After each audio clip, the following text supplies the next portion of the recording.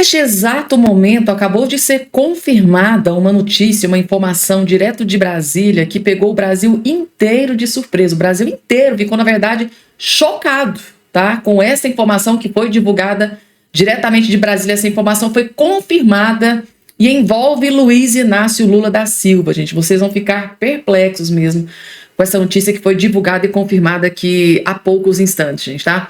Além dessa, vou trazer outras várias informações, vou trazer tudo de forma rápida, breve e bem objetiva, do jeitinho que vocês gostam, eu sei muito bem, a gente não tem muito tempo a perder, né? Então já vamos aqui dar início direto aqui já com as informações. Só por favor, não esqueçam, tá, de se inscrever no canal, ativar o sininho das notificações e compartilhar o vídeo o máximo possível que vocês puderem. E não esqueçam, por favor, de deixar o like, já sei quando vocês entrarem no vídeo meu, gente, tá? Já entra deixando o like, o joinha, vocês não fazem ideia da força gigantesca, porque a própria plataforma entende que, né, que os conteúdos são importantes, relevantes e compartilha para as outras pessoas que têm interesse nas mesmas informações. Então, deixa o like, o joinha de vocês, tá? Vamos lá, gente, dando início aqui com as informações. Informação na tela, gente, vamos falar agora sobre essa treta, né, entre o Zelensky e o Donald Trump, né? Depois que vocês viram aquela reunião no Salão Oval, onde teve aquele bate-boca e segundo alguns jornalistas, o Donald Trump expulsou o Zelensky do Salão Oval porque desrespeitou ali o Salão Oval dos Estados Unidos. Aí essa treta acaba de ganhar mais um capítulo, porque o Zelensky acabou de fazer um comentário e o Donald Trump não gostou nada. Tá aqui a informação na tela, ó. Zelensky diz que paz está distante e Trump reage, tá? O Zelensky acaba de dizer que a paz está distante e o Trump reagiu. Pior declaração. Segundo Donald Trump, essa declaração do Zelensky foi a pior declaração, tá? Que o presidente dos Estados Unidos, Donald Trump, declarou nesta terça-feira que o líder da Ucrânia, o Zelensky, não quer que haja paz enquanto ele tiver o apoio da América. A afirmação foi feita em uma publicação na rede social Truth Social, no qual Trump criticou recentemente a declaração de Zelensky sobre o fim da guerra. O presidente ucraniano afirmou que o conflito com a Rússia ainda estaria muito distante de acabar. Esta é a pior declaração que Zelensky poderia ter feito. E a América não vai tolerar isso por muito mais tempo. Né? O Donald Trump fez ali uma ameaça, tá? Como eu disse, esse cara não quer que haja paz enquanto tiver o apoio da América. E a Europa, na reunião com Zelensky, declarou categoricamente que não pode agir sem os Estados Unidos. Provavelmente não foi uma grande demonstração de força contra a Rússia. O que eles estão pensando? Escreveu o Trump, né? Após o bate-boca com o Zelensky, Trump reforçou nas redes sociais que o líder ucraniano só será bem-vindo à Casa Branca quando estiver pronto para a paz. Gente, que treta, né? A treta entre o Zelensky e o Donald Trump acaba de escalar agora num nível bastante pesado, né? Com troca ali de farpas, um no comunicado, né, numa fala, e o outro através aí das redes sociais. E aí, gente, coloque aqui embaixo a opinião. Você que está do outro lado, você acha que o Zelensky tem alguma razão em toda essa questão envolvendo o Donald Trump e, né, essa guerra que parece que nesse nível que está aqui nesse momento está longe de acabar, gente, tá? Coloca aqui embaixo a opinião de vocês. Lula da Silva, mais uma vez, humilha o Brasil. Não só perante o Brasil, mas perante o mundo inteiro, gente. Eu acabei de ter acesso aqui a essa informação que eu achei inacreditável. Brasil recua 6 posições em ranking de democracia, aponta The Economist, gente, tá? Meu Deus. O Brasil recuou 6 posições no The Democracy Index 24, se comparado aos resultados obtidos na pesquisa do ano anterior. O índice analisa 5 fatores diferentes para determinar quais são os países mais democráticos e os mais autoritários do mundo. São eles características do processo eleitoral e plurais, funcionamento do governo, participação política da população e cultura política e liberdades civis. O Brasil ocupava a 57ª posição do ranking, gente, tá? De 165 países e 2 territórios, atrás de nações como Uruguai, Argentina e Suriname. A população política e o embaixo do Supremo Tribunal Federal com Big Techs influenciaram no resultado, gente. Então, aqui nesse desgoverno Lula, o Brasil caiu 5 pontos, gente. 5 posições, meu Deus. A censura de um grupo de usuários ultrapassou o limite do que pode ser considerado as restrições razoáveis à liberdade de expressão, especialmente no meio de uma campanha eleitoral, traz o estudo. A publicação é feita anualmente pela The Economist Intelligence Unit, uma empresa de pesquisas e análise do Economist Group, que publica a revista The Economist. Pelo levantamento, 25 países foram classificados como democracia plena, 46 como democracia falha, 36 regime híbrido e 60 regime autoritário. Na América do Sul, apenas um país se enquadra na última classificação, a Venezuela, como país autoritário. Gente, então tá aqui a informação. O Brasil recuou, gente, retrocedeu. Em questão de democracia, o Brasil só está indo ladeira abaixo. É mais ou menos isso que a matéria fornece de notícia para nós, lamentavelmente. Agora, pessoal, deixa eu trazer aqui um vídeo para vocês que simplesmente explodiu nas redes sociais. E você que é inscrito aqui não pode ficar fora dessa, né? O Lula da Silva escolheu Gleisi Hoffmann para ser a nova ministra das Relações Institucionais. Nova ministra das Relações Institucionais. Mas vejam o que aconteceu aí há um tempo atrás dentro do Congresso Nacional. Assistam. De uma senadora que há 30 dias o presidente do Senado Federal conseguiu no Supremo Tribunal Federal desfazer o seu indiciamento e do seu esposo. Que baixaria. Que havia sido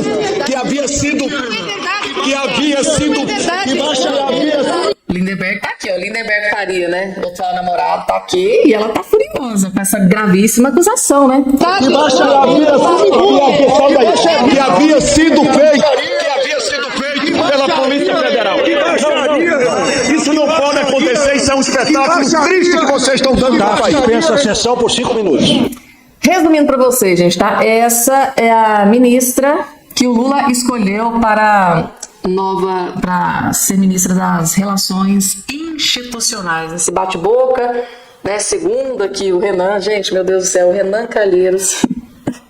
Ai, pisando na Gleisi Hoffmann, a gente não sabe quem que é pior, né, gente? Tá? É o sujo falando do mal lavado. Ele fez aqui uma acusação gravíssima na época. Nesse vídeo aqui já tem bastante tempo, mas eu só trouxe para vocês conhecerem, gente, tá? De fato, essa acusação grave que foi feita aí contra a Gleisi Hoffmann, né? Renan Calheiros, né, que disse aqui que por ter interferido, ele interferiu no não indiciamento. Vejam só, gente, tá? Renan Calheiros por ter interferido no não indiciamento do seu ex, né? Do seu ex-marido. Meu Deus, gente, que sujeira, meu Deus do céu. Então quer dizer que o STF já livrou a cara da Gleisi Hoffmann do ex-marido. Gente, meu Deus.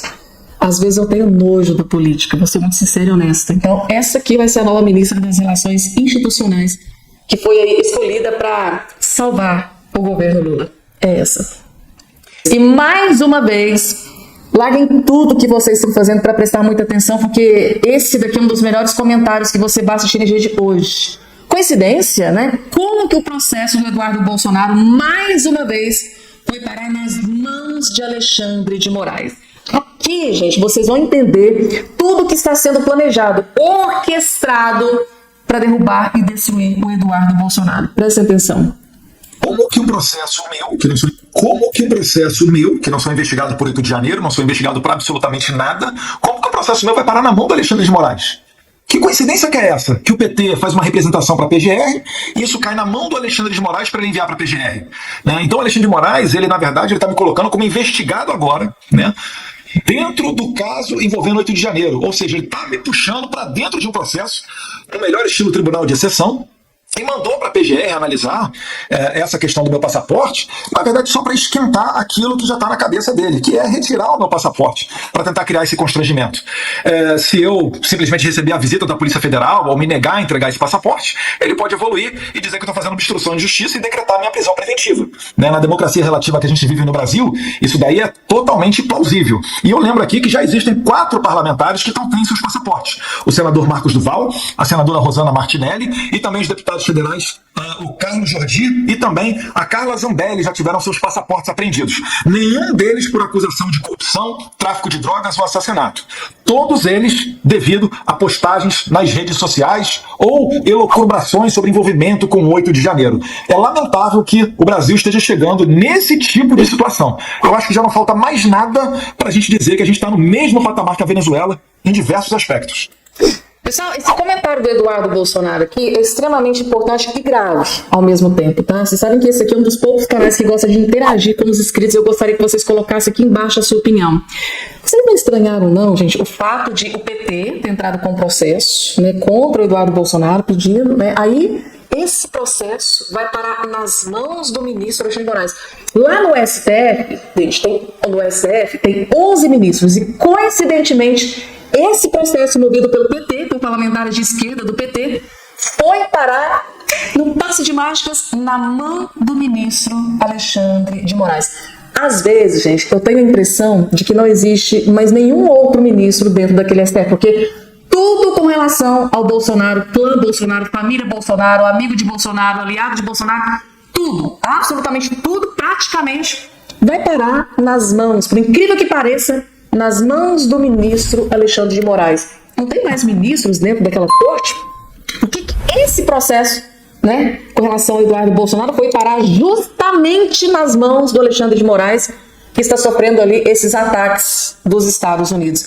É uma pergunta que a gente fica, né, impressionado. Eu fico fazendo essa pergunta. Cadê os outros ministros do STF? Não existe mais outros ministros lá dentro?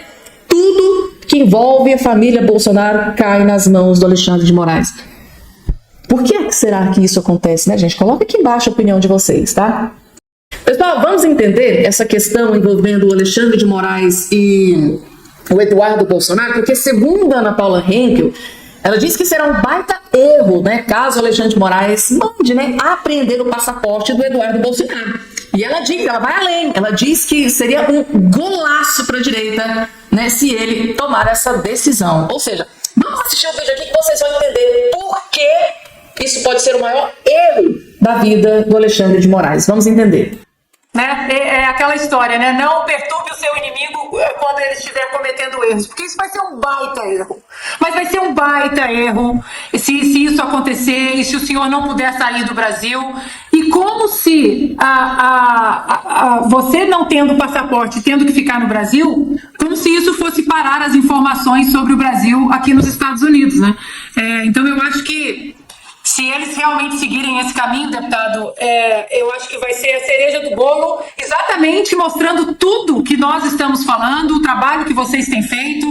Em algumas semanas, né? Há algumas semanas, Donald Trump, num discurso no CIPEC, diz: meu amigo Eduardo Bolsonaro, manda um abraço para o seu pai, família maravilhosa.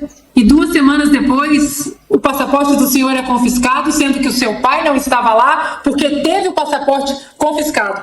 Muita gente está falando que antes de melhorar, vai piorar um pouco. E se for esse piorar, eu acho que eles vão simplesmente colocar a digital em tudo que nós estamos denunciando esses anos todos. É verdade, mas não vamos torcer por isso não, Ana. Assim, cada um vai ter sua decisão. Não, não tá torcendo nada. Cada um vai ter sua decisão pessoal. Se eles fizerem um tiro no pé de bazuca, concordo. Mas assim, não há nada de demérito. Não há demérito se o deputado optar por fazer resistência daqui. Não há demérito. Nós 3 estamos aqui e podemos falar coisas que às vezes no Brasil é mais arriscado. Então, combater uma ditadura se faz de várias frentes possíveis. Várias frentes de batalha. Não há demérito se o deputado optar por ficar aqui com a gente, lutando e denunciando o que está acontecendo. Eu entendi o que a Ana falou. Eu não estou torcendo para confiscar o passaporte dele, não. Mas se por acaso isso acontecer, eu acho que eles vão dar um tiro de bazuca no pé. Tá aí, gente, tá o comentário da Ana Paula Henkel. Vocês que estão do outro lado, Vicente, vocês concordam com esse comentário da Ana Paula Henkel? Vai ser um grande tiro no pé se o Alexandre de Moraes decidir tomar a decisão de apreender o passaporte do Eduardo Bolsonaro, uma vez que o próprio Bolsonaro, ex-presidente da República, já está com o passaporte apreendido. Imaginem a seguinte situação: 2 semanas depois, praticamente, depois, né, do Donald Trump elogiar o Eduardo Bolsonaro, elogiar o Bolsonaro, a família Bolsonaro, aí vem o ministro do STF, Alexandre de Moraes, e dá ordem de apreensão para o passaporte do Eduardo Bolsonaro. Isso aqui vai explodir no mundo inteiro, porque se trata do homem mais poderoso do mundo, Donald Trump. E isso só corrobora com aquilo que esses jornalistas, né, comentaristas políticos sempre vêm dizendo: olha, só vai confirmar aquilo que a gente vem denunciando aí há vários anos, né? Se por acaso ele der a ordem de apreender o passaporte do Eduardo Bolsonaro. Coloque aqui embaixo a sua opinião. E aí, será que o Alexandre de Moraes vai dobrar a aposta? Vai ter culhão para 2 semanas depois do comentário do Donald Trump lá e prender o passaporte do Eduardo Bolsonaro? Logo, né, poucos dias depois daquele projeto de lei que caça vistos de autoridades que cometem abusos, tem sido aprovado na comissão ali nos Estados Unidos? Coloca aqui embaixo, gente, a sua opinião, se o Alexandre de Moraes vai ter coragem de tomar essa decisão. Depois desse comentário aqui da nossa querida Ana Paula Henkel. Próxima qualidade questionável da água distribuída, falta de banheiros e materiais de limpeza em geral, tortura, maus tratos. Essa é a realidade das vítimas do 8 de janeiro detidas por uma canetada de Alexandre de Moraes.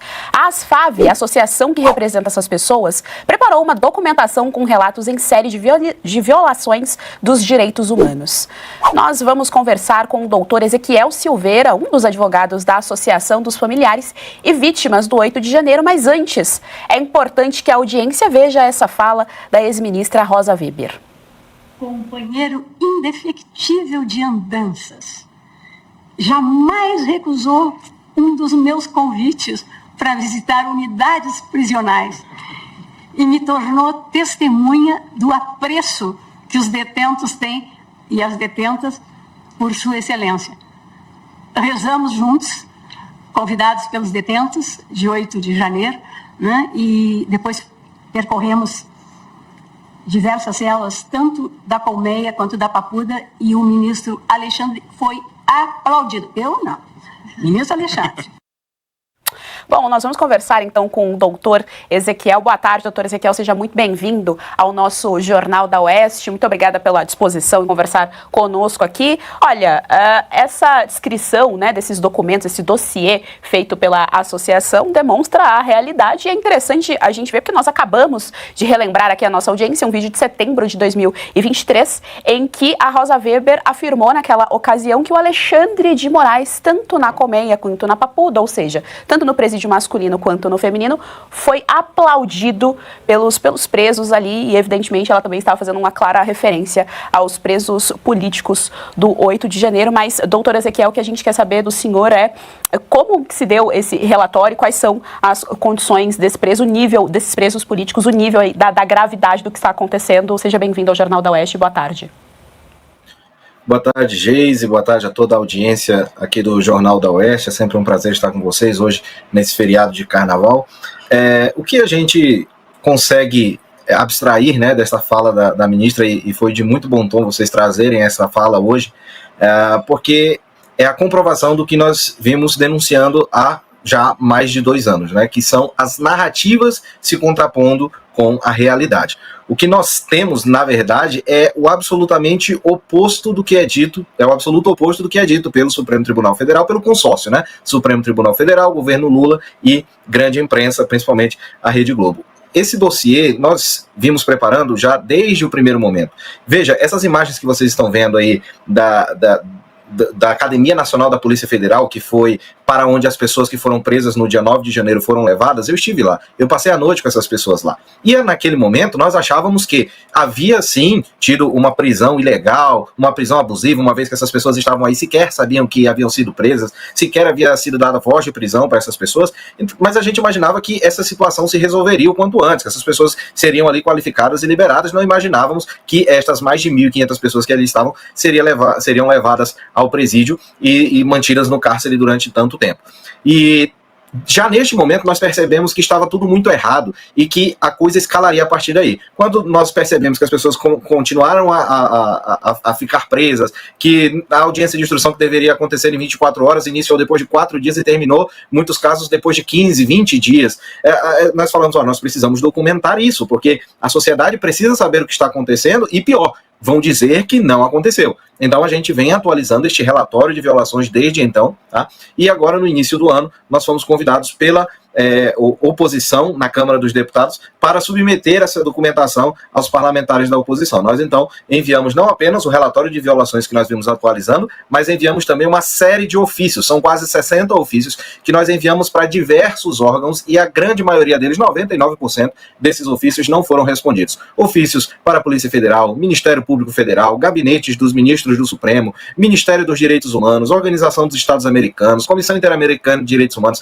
muitos e muitos órgãos que foram acionados pela associação, que foi criada em maio de 2023, justamente para poder acessar a estas instituições, para poder institucionalmente discutir a situação dessas pessoas, e muito poucos desses ofícios foram respondidos. Então, nós preparamos esse dossiê com esse relatório de violações, todos esses ofícios, todas essas comunicações, e submetemos à oposição na Câmara dos Deputados, para que, juntamente com eles, nós possamos trabalhar aquela que é a principal pauta para estas pessoas hoje, que é a anistia daqueles que nós chamamos de vítimas do 8 de janeiro, que são pessoas que estão sendo absolutamente abusadas pelo Estado brasileiro, pelo Supremo Tribunal Federal e pelo ministro Alexandre de Moraes. E quando a gente se depara com uma fala como esta, com esse teatro que foi feito ali pela ministra Rosa Weber e pelo ministro Alexandre de Moraes, eu posso dizer o que de fato aconteceu naquele dia, porque me foi passado pelas minhas clientes, pelas minhas assistidas, as pessoas que estavam lá. Houve pessoas que, quando viram o ministro chegando lá, passaram mal, tiveram dor de barriga, não souberam como reagir. Houve quem... Isso foi motivo, inclusive, de brigas entre elas lá, porque as pessoas não sabiam como reagir, se... com aquele ânimo, né, de insultar a pessoa que estava lhe abusando, mas com medo de uma repressão maior, e aí algumas pessoas aplaudiam, outras oravam, outras passavam mal. Então, assim, na verdade, o que a ministra Rosa Weber estava relatando ali não era um momento ali de celebração entre as pessoas, era o encontro das vítimas com os seus abusadores, e não tiveram condição psicológica de sequer reagir. E aqueles que ainda tinham alguma possibilidade, né, psicológica de fazer alguma coisa ali, optaram, como bons cristãos, que a grande maioria em orar pelos seus opressores e pelos seus acusadores. Foi isso que de fato aconteceu. Doutor Ezequiel Silveira, eu vou aproveitar um gancho da sua fala em relação às penas, né? O senhor comentou ali a respeito de todas essas pessoas ali juntas e depois as penas que não foram individualizadas, para chamar aqui um vídeo do ministro Alexandre de Moraes. O Supremo Tribunal Federal está analisando de forma detalhada, de forma individualizada, para que rapidamente aqueles que praticaram crimes sejam responsabilizados nos termos da lei. Quem praticou um crime mais leve terá sanção mais leve. Quem praticou um crime mais grave terá sanção mais grave. E aquele que não praticou e eventualmente o nome constou e não houver provas disso, será imediatamente solto e será absolvido.